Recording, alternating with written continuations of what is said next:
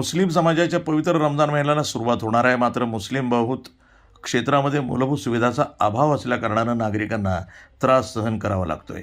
या संदर्भात माजी मंत्री तथा आमदार अर्जुन खोतकर यांनी दर्गा हजरत सैयद अहमद शेर सवालचे मुतवल्ली मौलाना सय्यद जमील यांच्या निवासस्थानी भेट दिली आणि या दरम्यान सामाजिक तथा विकास कामासंदर्भात चर्चा केली. यावेळी आमदार खोतकर यांनी आश्वासन दिलं की मुस्लिम बहुल क्षेत्रातील समस्या सोडवण्यात येणार असल्याचं त्यांनी सांगितलं. यावेळी विकास कामासाठी 12 कोटी रुपयांचा निधी आमदार अर्जुन खोतकर यांनी दिला आहे. तसंच हे काम लवकरात लवकर सुरू करण्याच्या सूचना संबंधित अधिकाऱ्यांना त्यांनी दिल्या आहेत. अनेक दिवसापासून या भागामध्ये आमचे जमील मौलाना यांच्या घरासमोरचा हा रस्ता खूप दिवसाची मागणी होती.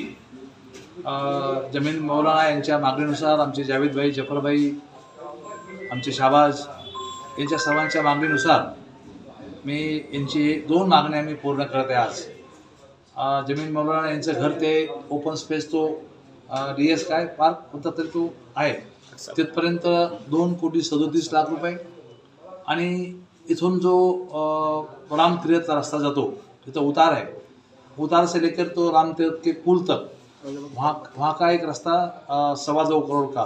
ये 2 रास्ते मैंने इमीडिएट तातड़ी से मंजूर के लाए. इन मोहल्ले के लोगों की बड़ी अड़चन यहाँ पर हमने दूर की है.